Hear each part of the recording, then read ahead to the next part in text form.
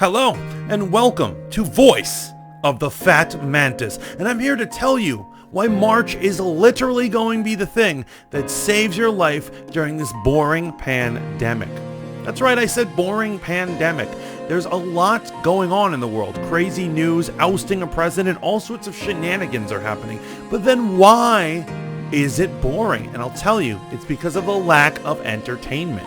Let's just face it, even though we watch the shows we love, very few of them are striking where they should be. Even Netflix is not really delivering the quality of the show that we want. Now, the truth is, there have been a lot of home runs. For instance, like the Queen's Gambit, or a lot of awards fare. If you know where to get the awards fare that doesn't belong on Netflix, you actually have to do some hunting and searching and hustling, throwing them bows, if you will, when you're out on the dance floor looking for awards movies. And that is too much work. After all, the Blockbuster is supposed to have the studio literally just hand us a pile of entertainment, shove it in our face as we hand them whatever money they want. Like we're some sort of lemming with no control of how we spend our money or where we go to, whether it's theme parks or it's the theaters. But guess what?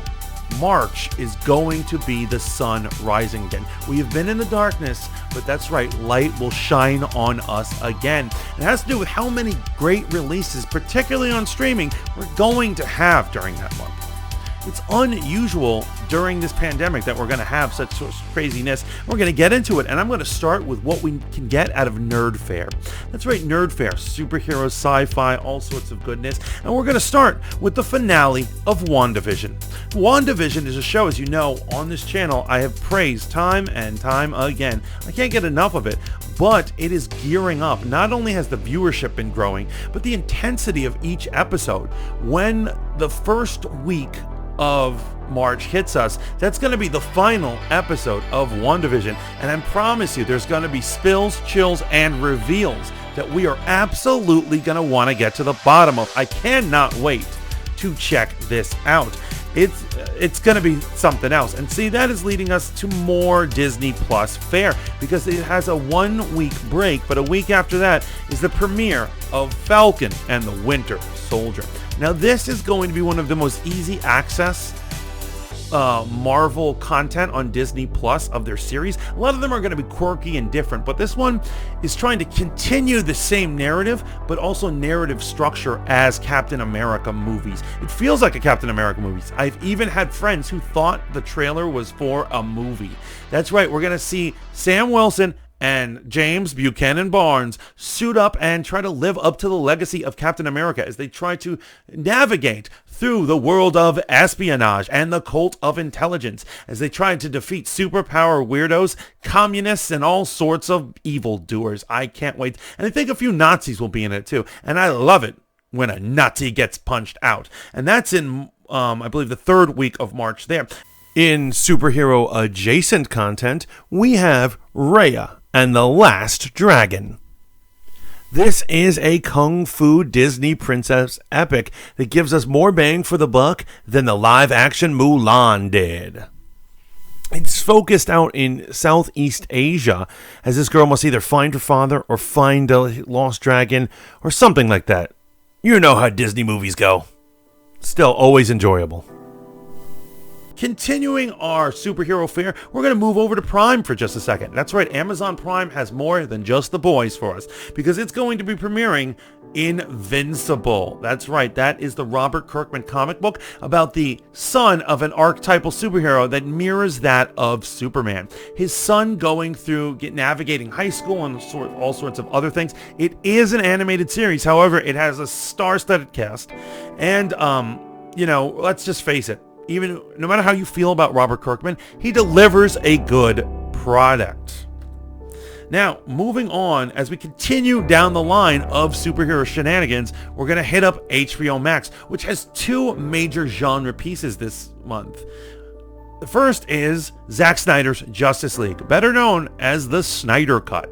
Now, the thing is, this is going to bring in viewers, it's going to be trending, it's going to be all over the place. And the question is, what are we going to see here?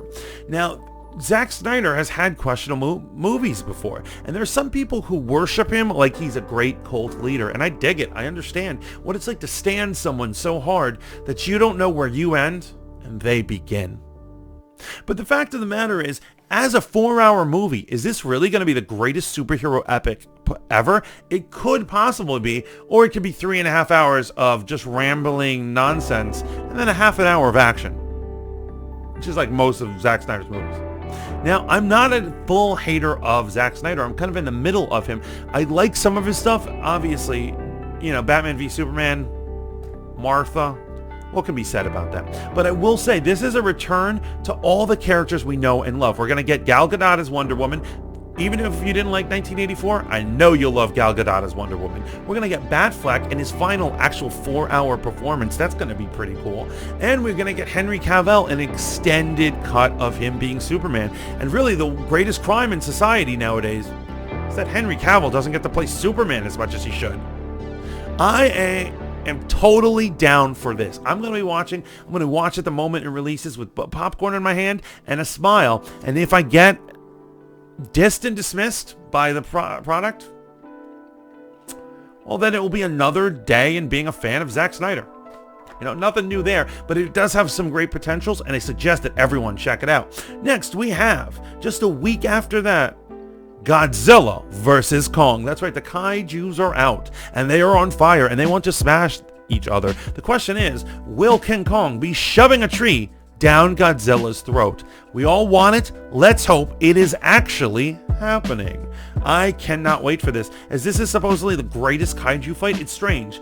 The penultimate kaiju fight was King of Monsters, where Godzilla has to fight like 5 or 6 monsters. Now he's up against a monkey with a bone stick. That's right, I said that. A monkey with a bone stick. I can't wait. Really just want to see New York get destroyed, because, you know, I have like mixed feelings about that place. I grew up there, you know, it's like a... Anyway, everyone wants to see their hometown get destroyed, am I right? But moving on, and so that sums up the nature, and already that is a fun-filled month of action things. But however, there's some other fare that we need to talk about. The first is going to be a Tom Holland movie called Cherry. Now, I can't tell if this is in the crime genre or in the army genre or what. Now, this is strictly for Tom Holland fans. I understand that he apparently exposes himself in the movie, and so all you young girls are gonna love it. Me, on the other hand, not so much. But I do have the power to know like when to look away in a movie. So it's going to be great. And that's on Apple TV. If anyone actually watches Apple TV, I'm going to be using other means to obtain it. And moving on in the family fare. That's right. We've got Coming to America on Amazon Prime, which is the sequel to Coming to America, spelled with a 1 instead of a 2. But anyway, if you haven't seen the trailer, I highly suggest you get on it. It looks really good. Looks like a good time. Eddie Murphy, man, he tends to have it. I think he's had very few fails in his life. And finally, there is on HBO Max Tom and Jerry, which Chloe Moretz is starring in it, and that's really why I'm there to see her. I'm a big fan of her. Really love her. You know, cat and mouse running around a hotel. They're cartoons. We're not. I don't know. I'm just saying, see Roger Rabbit. See Roger. I don't know why anyone would do anything like this after Roger Rabbit. So there you have it. That is why March is going to be the month to watch movies and the return of movies. Not only that, this very month right now, we've got a bunch of trailers. If I'm forgetting any properties, please let me know what I missed down in the comments. Remember to like, share, and subscribe, and pass on this goodness about March. I want you to sing the praises of the month of March, because this pandemic is almost over. Please keep tuning in to Voice of the Fat Mantis. Until next time, ciao for now.